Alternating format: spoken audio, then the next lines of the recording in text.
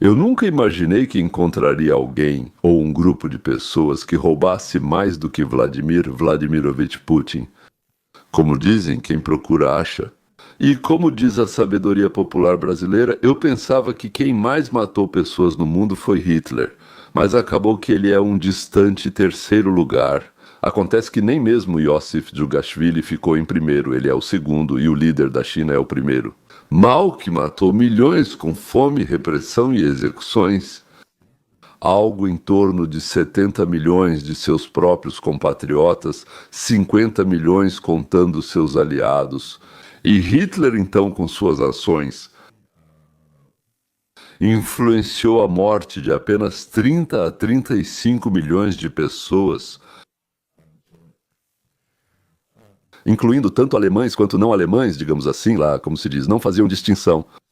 Então, quando me dizem, graças a Deus que Stalin venceu Hitler, eu começo a contar quantos dos meus parentes morreram por causa do Vesterenovich e quantos por causa do Eliosevich, ou seja, Chico Gruber, como era o nome original dele.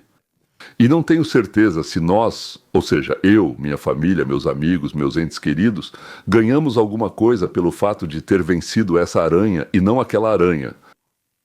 Sobre a comparação entre vigaristas e bandidos, Bernie Madoff, o famoso trapaceiro enganador com o comunismo, algo em torno de 20 bilhões de dólares naturalmente, o indonésio Sukarto, não é Sukarno, é Sukarto, algo em torno de 25 a 30 bilhões.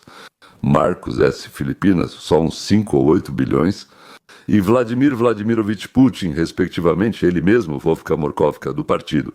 Segundo estimativas de especialistas, algo em torno de 200 bilhões de dólares, mas talvez muito mais, porque o cálculo foi feito há cerca de 10 anos. Mas como está claro agora, Putin está no VV. Não é campeão, ele pode ser o segundo, mas um segundo muito distante. Primeiro surgiu uma organização criminosa comercial, às vezes ainda chamada de Partido Democrata dos Estados Unidos.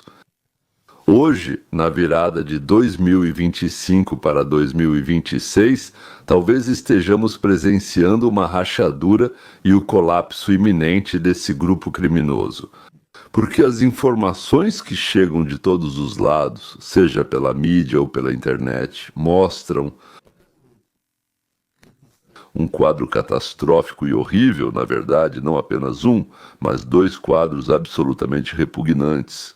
Um deles é a completa militarização, como dizem nos Estados Unidos, das agências de segurança, e o governo as militarizou contra seus opositores políticos e, de modo geral, contra qualquer um que pudesse ser eliminado por atrapalhar.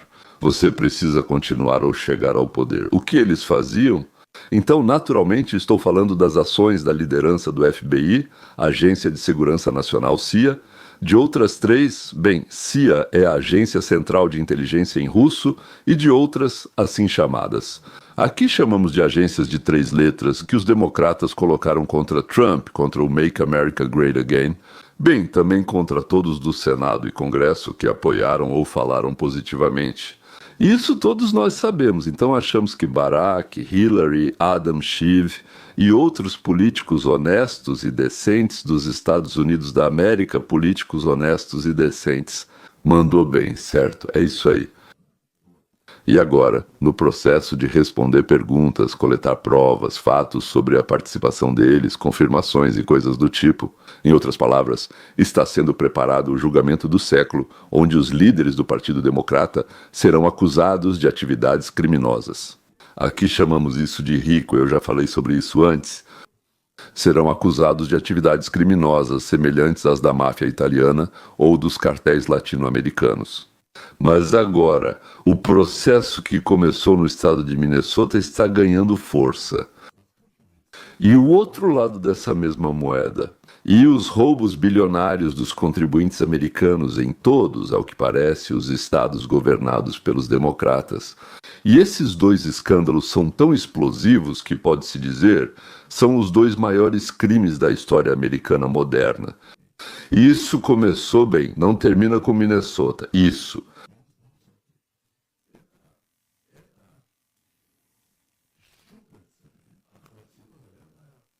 Bem, se não for o país inteiro, parece que quase todos os estados governados pelos democratas são parasitas grudados na América.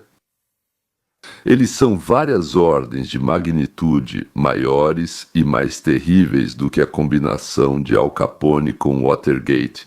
Digamos, sim, na verdade, eu diria assim, Al Capone multiplicado por Watergate. Os federais já prenderam mais de 100 pessoas em Minnesota, condenaram 60, e o restante está em várias detenções preventivas. Mas então, as testemunhas e as pessoas que participam da investigação dizem que isso é no máximo 1% do que eles já sabem. Quem é que precisa, como se diz, ser pego em flagrante e preso? Ou seja, se forem 100 pessoas, isso é menos de 1%, você pode imaginar, então não estamos falando nem de milhares, mas de dezenas de milhares de criminosos. Mas mesmo quando os próprios criminosos são somalis, venezuelanos, haitianos, afegãos, eles são protegidos pela política do Partido Democrata dos Estados Unidos da América. Eu, pessoalmente, suspeito que não foi sem rapidez. Essa rapidez não existiu. Kash Patel, este é o chefe do FBI.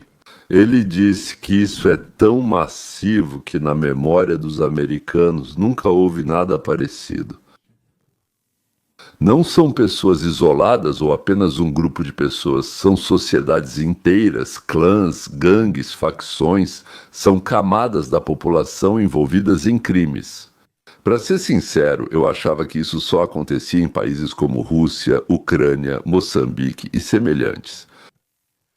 O impulso para a investigação em massa foi a visita de um jornalista independente chamado Nick Shirley. Ele foi para Minneapolis, que fica em Minnesota, e fez o que, eu diria, tanto os órgãos estaduais quanto a imprensa local deveriam ter feito nos últimos 7 ou 8 anos, porque havia uma quantidade enorme de sinais e era preciso conscientemente não ir olhar, conscientemente não ir verificar. Ou seja, o que a mídia, a polícia e todos os órgãos de fiscalização do estado de Minnesota não fizeram durante anos. E o que o Nick fez? Ele foi para Minneapolis e foi conferir pessoalmente. Agora não me lembro quantos exatamente, mas eram algumas dezenas de endereços onde supostamente funcionavam creches para crianças carentes, refeitórios para pessoas sem teto, centros de ensino para crianças com deficiência. Também havia centros para diabéticos. Havia também outros tipos de doenças, como autismo, que eles tratavam ou ajudavam, ensinavam essas pessoas e assim por diante. Ou seja, qualquer grupo da população que precisasse de ajuda. Lá existiam esses centros, organizações que se dedicavam a ajudar e ajudavam pedindo subsídios ao governo. O governo repassava grandes quantias de dinheiro sem fiscalização. Ninguém conferia nada, eles não faziam nada e só transferiam valores altos, chegando a centenas de milhares de dólares. Se não me engano, mais de 50 organizações recebiam mais de 1 milhão por ano. Foi assim que ele visitou várias delas, algumas dezenas, talvez 2 ou 3 dezenas, não sei ao certo, e ele ia em cada uma delas várias vezes, em horários diferentes do dia. Lá havia muitos pontos onde, naquele momento, algum tipo de trabalho deveria estar acontecendo, e os cidadãos de Minnesota gastavam bilhões nesse trabalho. Ajuda para os necessitados. Nunca, em nenhum local, em nenhum momento. Vamos mais uma vez, porque foi difícil. Entendi sim, ele andava por 2 ou 3 dezenas desses lugares, os endereços estavam escritos, os nomes também, as portas geralmente estavam trancadas, às vezes tinha alguém lá dentro ou não tinha ninguém. E várias vezes ao longo do dia, ele aparecia em todos esses endereços, batia, gritava, apertava os botões, tentava ligar para os telefones que estavam escritos lá. Às vezes, alguém respondia ou conversava com ele pela porta. Outras vezes, não havia ninguém. E assim, várias vezes, no final das contas, em nenhum momento, em nenhum dos locais, em nenhuma hora do dia, não havia nem crianças, nem professores, médicos, nem mendigos, nem doentes, nem mesmo a administração. Em alguns lugares havia alguns plantonistas, geralmente esses plantonistas eram mulheres cobertas de burca. Mulheres muçulmanas que abriam a porta ou falavam com o Nikon por trás da porta. E às vezes, de forma agressiva, se elas abriam a porta e ele tentava entrar, elas o empurravam agressivamente e não o deixavam passar da porta. Quando ele perguntava se poderia matricular seu filho naquela creche ou algo assim, gritavam nervosamente para ele: "Não há vagas!" e trancavam as portas. O relatório em vídeo de Nick foi assistido pela internet. No primeiro dia foram 60 milhões de pessoas, depois 80 e no terceiro 120 milhões. Agora, acho que já são mais de 150 milhões de espectadores e uma quantidade inédita de programas de televisão no mundo todo. Ou seja, citaram, pegaram trechos, mostraram, usaram o programa dele, ou seja, segmentos na sua própria transmissão. E, aliás, no mesmo endereço, Nick descobriu por quê. Estão registradas 60 organizações diferentes, ou seja, um endereço onde não há ninguém. Uma moça está sentada, então por causa dessa mesma cortininha responde alguma coisa. Bem, também, digamos assim, está enrolada, digamos, encoberta e coisas do tipo. Ela manda ele sair de trás do vidro. Lá estão registradas 60 organizações e cada uma recebia centenas de milhares de dólares do estado de Minnesota por ano. Ou seja, sem qualquer verificação do que eles fazem, nem fraude, nem nada, sinceramente, eles em Minnesota não podem ser tão idiotas assim, afinal de contas, não dá para ser tão idiota desse jeito. Isso só acontece quando uma parte do dinheiro volta de volta. Ou seja, dos golpistas no campo para os golpistas que emitem esse mesmo dinheiro e, digamos assim, passam para os golpistas no campo e depois eles dividem entre si. Aí o esquema fica claro, caso contrário, não dá para entender de outra forma. E quanto à alta liderança? Lá tem o governador, o procurador-geral, o chefe da polícia, não sei mais quem, digamos assim, o xerife maioral. Eles... Que tanto o bom timpanista Timmy Walsh quanto o velho e bom tampão, Timmy Walsh, afirmou que Minnesota investigou isso algum tempo atrás, mas descobrimos que informantes do próprio departamento de saúde dele disseram que ele impediu a investigação deles. E agora sabemos por quê. Em outubro de 2023, Tim Walsh se gabou de expandir o programa de assistência infantil de Minnesota para mais de 300 milhões de dólares. Como ficou claro, ele não combatia a fraude, mas a financiava. Ou seja, ele não é um bobo que foi enganado. Ele estava, se não na liderança, então bem perto dela e cumpria seu papel, liberando cada vez mais e mais dinheiro para ser desviado. Mas é aqui que tudo assume um caráter totalmente explosivo. Larry Schweiker escreveu sobre isso em seu Substack há poucos dias. Todos os grandes departamentos do governo dos Estados Unidos da América agora terão interesse em expor e punir isso. Só pense sobre isso. A fraude alimentar nosso futuro impacta o Departamento de Agricultura, responsável pelos centros de alimentação, que agora investiga esses centros de treinamento. Sabe, alguns nem conseguiam escrever learning, erravam ou esqueciam o primeiro escrevendo leaning. Isso compromete o Ministério da Educação. O fato de 90 criminosos serem migrantes somalis envolve o Ministério da Segurança Interna, todas as atividades ilegais envolvem o Ministério da Justiça e até o Serviço de Segurança do Estado, se envolve. Isso foi fraude em vários estados. Se as mercadorias foram importadas para enganar, o Ministério dos Transportes também pode estar envolvido. Em outras palavras, cada órgão do governo federal está interessado em suprimir isso. Repito, não é só Minnesota. O mesmo padrão de fraude foi descoberto em Ohio e agora está sendo revelado na Califórnia. Também estão encontrando isso em Illinois, onde o Ministério da Justiça responsabilizou centenas de funcionários públicos por fraude semelhante relacionada à pandemia. E aqui está o mais importante. O assistente do procurador-geral Joe Thompson, que processou o esquema Feed Our Fraud em Minneapolis ligado a Ilhan Omar, afirmou que metade dos gastos do Medicaid em Minnesota eram fraudulentos, totalizando cerca de 9 bilhões de dólares no estado. Se isso ocorre em Minnesota, certamente acontece em todo o estado azul decadente controlado por democratas. E é exatamente para lá que tudo isso acaba indo. Ou seja, todos os aspectos dessa atividade criminosa estão sendo investigados. E depois que a fraude começa a ser descoberta, parece que ela se espalhou por todos os estados democratas dos Estados Unidos da América. Você consegue imaginar uma coisa dessas? Para eles, não é a prisão que os espera, mas a forca. mas eu ficaria muito satisfeito se uns 20 governadores, 20 a 25 procuradores gerais e suas equipes fossem presos por uns 7 a 10 anos. Primeiro devolvendo todo o dinheiro que eles têm, seja em casas, contas bancárias, ações, qualquer coisa. Concluindo, acho que seria bom que eles cumprissem pena em Cuba, ou seja, em Guantánamo, Cuba. Ou talvez eu tenha uma ideia melhor. San Salvador, aquele mesmo lugar onde mandamos os gangsters de todo tipo, aqueles mesmos que eles, na verdade, soltaram contra nós. Então, é porque eles sentem inveja de nós, e quando você sente inveja, você também sente ódio. Os federais começam com os vigaristas de rua e depois seguem o fluxo de dinheiro por toda a cadeia, e esse rastro de dinheiro leva diretamente à máquina democrata. A mesma máquina que inundou nosso país com imigrantes não verificados, a mesma máquina que distribuiu bilhões de dólares em ajuda pandêmica sem qualquer supervisão, a mesma máquina que chama você de racista por ousar perguntar para onde foi o seu dinheiro de impostos, certo? Nós falamos sobre isso recentemente. Tim Walz chamou a investigação de fraude de exemplo de supremacia branca. Isso já deveria dizer tudo o que você precisa saber sobre o que está acontecendo. Quando usam a carta racial, você já sabe que estão escondendo algo, algum escândalo ou outra coisa. E o melhor de tudo é que no passado, quando os neoconservadores Rhino comandavam o Partido Republicano, eles morriam de medo de serem chamados de racistas ou fanáticos. Mas agora, com a nova revolução trumpista a todo vapor, os políticos de direita não estão nem aí para serem chamados de racistas. Eles sabem que é apenas uma cortina de fumaça para esconder a corrupção dos democratas. Confirmo, os democratas intimidaram toda a sociedade com rótulos.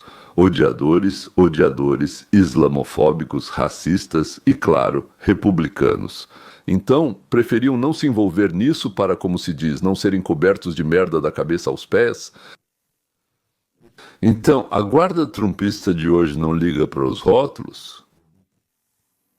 Na minha opinião, entre eles há mais latinos, mais negros, até homossexuais e lésbicas do que entre os comunistas, que se autodenominam defensores dos direitos das minorias.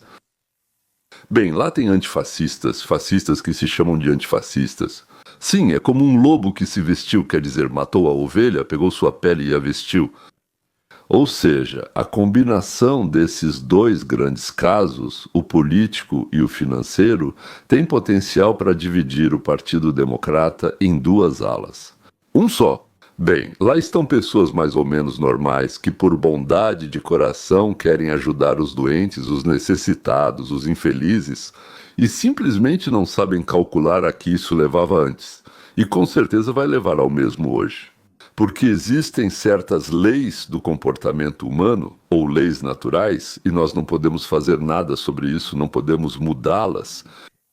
Eles, assim como nós, ficarão indignados que os recursos que supostamente já estavam destinados aos pobres doentes foram desviados e não chegaram ao seu destino. A outra ala é esta aqui. Os comunistas tipo AOL, Bernie Sanders, Zohra, Navandami, eles se chamam por outros nomes, tipo socialista democrático, democrata socialista, algo assim. Mudando a ordem, amigos, independentemente de como se sentem, vocês músicos continuam não servindo. E por isso não importa como eles se chamem, é só olhar o que eles defendem e fica claro que eles são comunistas fedorentos. Então, esses caras ficam embriagados pelo poder, é assim que eles são chamados, eles também gostam de dinheiro, mas o principal para eles não é o dinheiro, o principal é o poder. E o dinheiro vem depois, por assim dizer, como consequência, o que normalmente acontece. Eles também não vão recusar dinheiro. Então, poder. E vocês são 100 vezes mais importantes para eles, sim. E lá você pode, como Stalin, Iosif Vissarionovich, ser completamente pobre, sem um centavo, como dizem, sem um tostão, mas possuir todo o país. Mas o mais importante é que depois que Trump se certificou de que a acusação dos democratas sobre o que estava acontecendo em Minneapolis, em Minnesota e em tudo mais, agora, por assim dizer, como se vê, se espalhou, por assim dizer, por todo o país. Trump assumiu o controle desse caso ou desses casos. Na noite de Ano Novo, Trump incluiu em seu discurso a fraude dos democratas em todo o país. Você acredita? Roubaram 18 bilhões de dólares e isso é só o que sabemos, parece até troco de pinga. E na Califórnia a situação é pior, em Illinois é pior e infelizmente em Nova York também é pior e em muitos outros lugares. Então nós vamos chegar ao fundo de tudo isso. Foi um golpe gigantesco. Além disso, teremos um novo acordo excelente. O Comitê de Supervisão da Câmara fará uma audiência sobre o tema na próxima semana.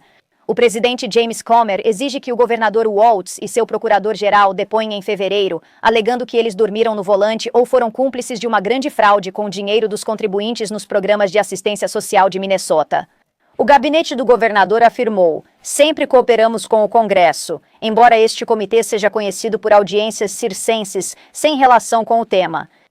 Enquanto o governador quer prender os golpistas, o presidente vende indultos para soltá-los. Durante outra coletiva de imprensa, Walz, que é o governador de Minnesota, afirmou que tentar investigar fraudes em seu estado é racismo. Eu não estou brincando. E os próprios donos dos negócios, de repente, perderam todos os documentos que já tiveram e agora não conseguem mostrar nada.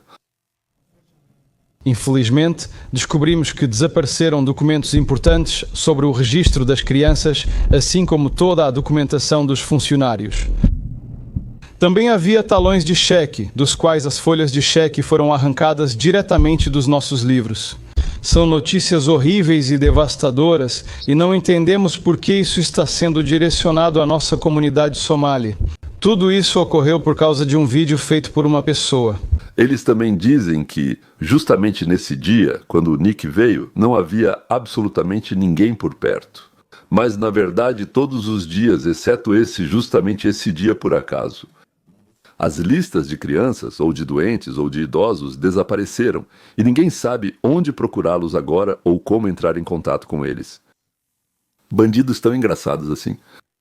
Tenho fortes razões para acreditar que a administração do Trump está se preparando para um grande caso contra Rick em Minnesota, depois daquela fraude que aconteceu com Tim, Walz e Omar. Esse é o maior escândalo de fraude com dinheiro dos contribuintes de toda a história dos Estados Unidos. As agências federais começaram a agir contra o império fraudulento bilionário de Minnesota, com velocidade e determinação inéditas.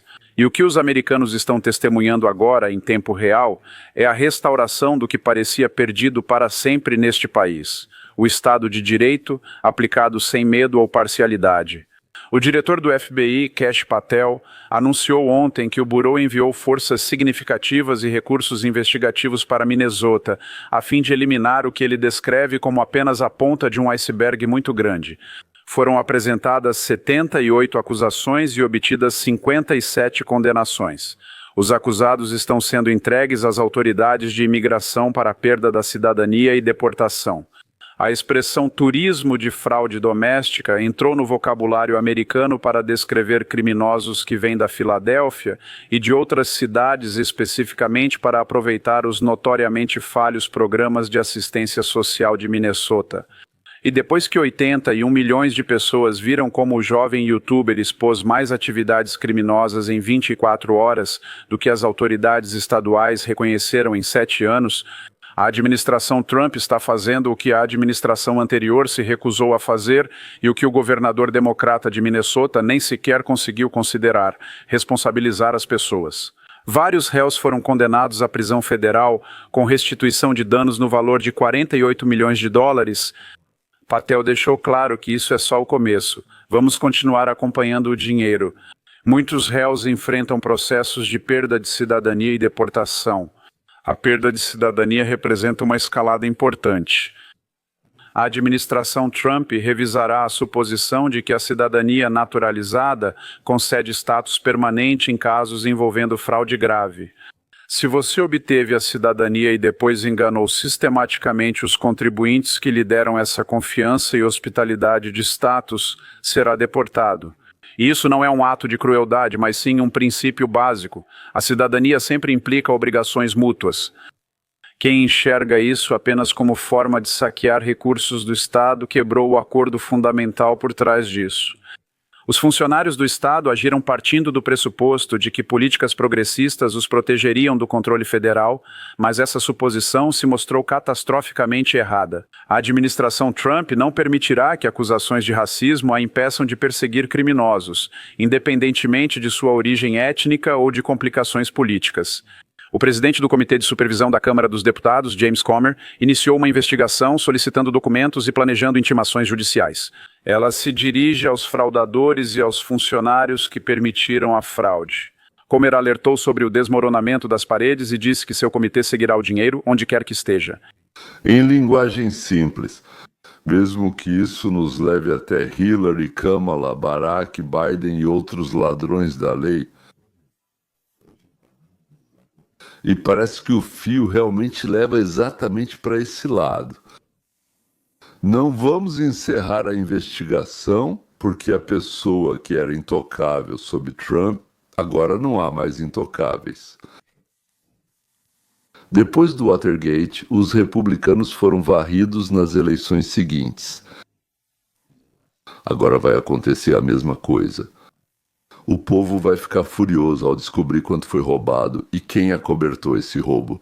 Acho que, além de um progresso econômico significativo, até o final, digamos, da primavera de 26, esses dois processos vão ou quebrar completamente as costas do Partido Democrata. Agora, depois de Mamdani, eu diria que ela já não é mais um partido socialista ou democrático, mas simplesmente um partido comunista. Ou, por enquanto, vão tirá-los do poder, e depois eles vão começar a se acusar mutuamente de todos os pecados, e se tivermos sorte, vão se dividir. Não é que eu queira um sistema de partido único, é só que eu não quero esses canalhas no poder. Então, senhores, vamos encerrar por aqui. Então, mais uma vez, quero dizer que o livro ainda estará disponível até o dia 10. Bem, o livro Capitalismo 101, eu já falei sobre ele. Se você olhar a descrição, verá uma referência para o meu livro que escrevi. Escrevi em inglês, depois foi traduzido para o russo, e ele está gratuito até o dia 10. Simplesmente porque descobrimos que aconteceu alguma coisa com o nosso link. E as pessoas que nos últimos 2 ou 3 meses tentaram acessar esse livro, baixar, acabaram sendo direcionadas para algum lugar errado. Enfim, e assim por diante. Tentamos enviar os livros manualmente para eles, mas depois descobrimos que algo nas configurações tinha dado errado. Agora há um novo link lá, então vocês podem acessar e baixar sem problemas. E como eu disse, no dia 10 vamos tirar, eu vou colocar outro livro, depois eu conto qual, e esse aqui, tudo isso. Ela volta para a Amazon lá, digamos assim, está à venda por lá, Camerton Global, tem mais alguns lugares, não custa caro, mas ainda assim tem um preço. De qualquer forma, até o dia 10 ainda está gratuita. Depois disso, senhoras e senhores, será paga. Mas aí terá outro livro, então é isso, até logo.